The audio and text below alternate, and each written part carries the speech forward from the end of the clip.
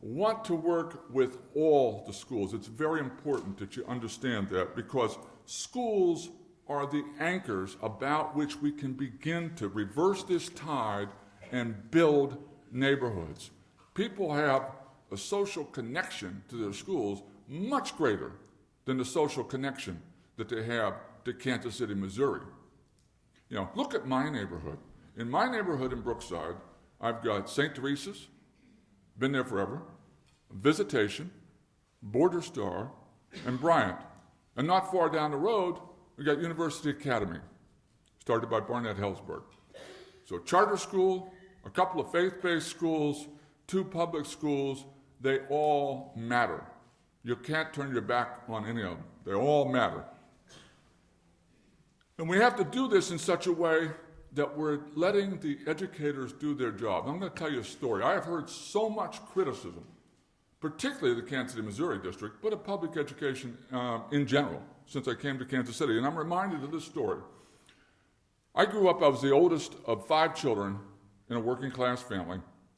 My mother was an emergency room nurse, so she worked night shift and afternoons and so on and so forth. And my dad was a plant worker at Mobay Chemical Company, and he also worked shifts. So at any given moment, the house was a wreck.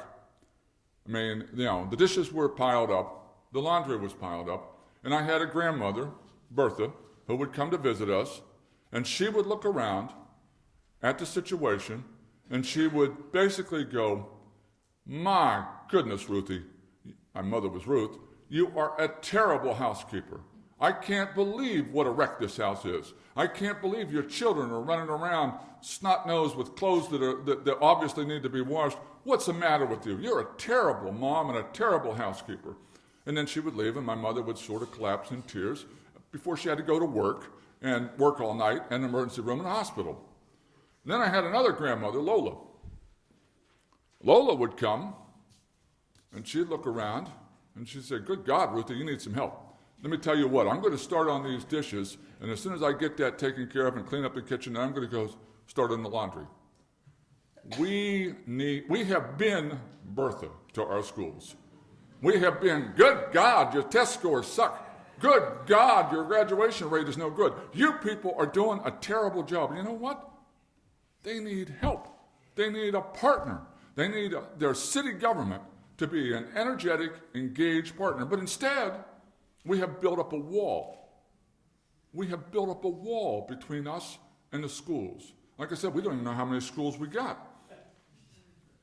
In order to turn this around, in order to build up our city again in the center, we need to start with schools first.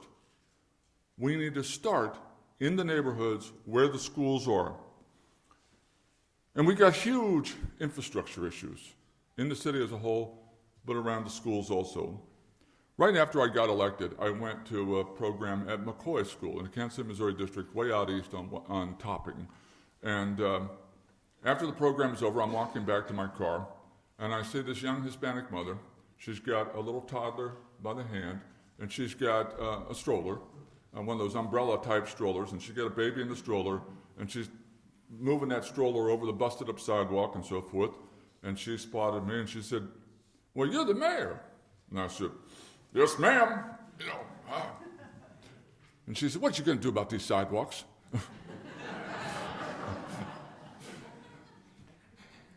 When I finally started listening carefully to the school superintendents, I had a meeting with Dennis Fisher, the superintendent for Park Hill. And he said, "If you really want to be helpful, I've got a school, Southeast Elementary, that is in a nice neighborhood, but there's no way for kids to walk to it because there's no sidewalks around it. You want to be helpful. Help me build the sidewalks." And I listened carefully to that. And then not long later, maybe 3 or 4 months later, my staff got an email where a lady, Martha Edmonds, who goes to that, her kids go to that school, had sent us pictures. I don't think she had been talking to Fisher, but she sent us photographs of the street and the ditch and the dirt and mud that kids would have to walk in, and basically how isolated that school is from a neighborhood that it ought to be connected to. We have to fix that. we have to fix the sidewalk around that school in the urban core. We also have to build sidewalks around some of these schools north of the river. So Schools First.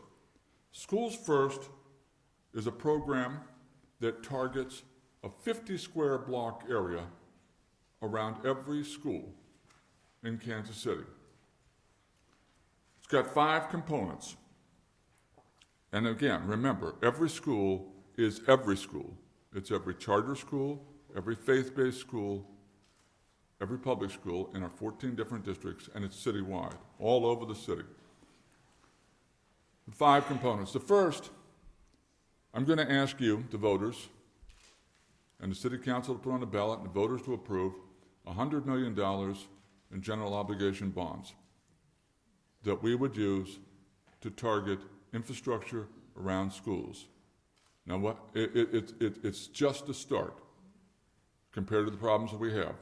But we would sit down with the individual school communities and the neighborhoods and work out which projects we need to work on.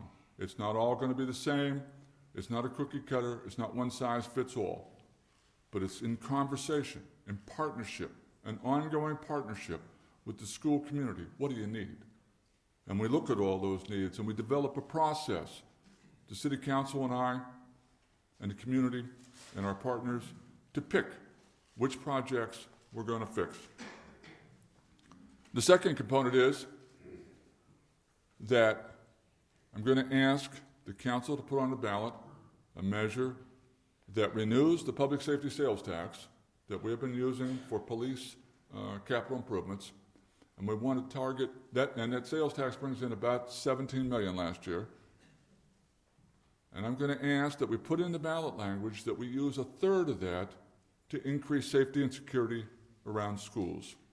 That we use it to add police officers and crossing guards and so forth so that the place around the schools is safer, and that will increase police visibility in neighborhoods and contribute to a feeling of safety and security around the schools.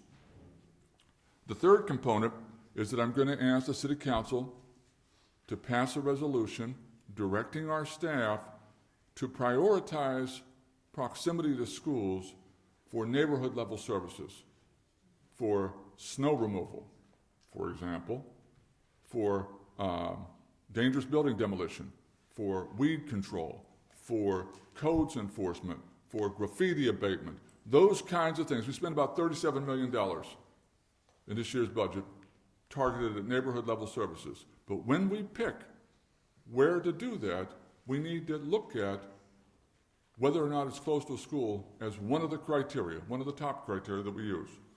The fourth component of Schools First is that we would develop a strategic approach to go after the grant money that is available. There is a program called the Walking School Bus, for example, at St. Elizabeth School. It's a good idea. You have a trained adult who walks with a group of kids to school. Parents feel safer doing that. They also have to have the infrastructure and so forth, but there is that program. Missouri is one of the states that has been designated a safe routes to school state for federal money. There is a program at the Center for Disease Control that is called Walking to School, and it's targeted at childhood obesity. There are lots of grants that we can go after, but we have to do 2 things in our grant approach, and this is real clear to me after going to Washington over and over and talking to these folks.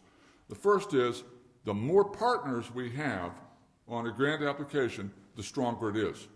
So if we're linked up with a school district and linked up with a community-based organization and linked up with somebody else, that's a better application. But the other part is, it has to be part of a strategic plan. I mean, I look at Arnie Duncan and I tell him what we're doing, and I say, we're building the whole strategy around a connection to schools. That works for them. They don't want to see us just grabbing for money because the money's there.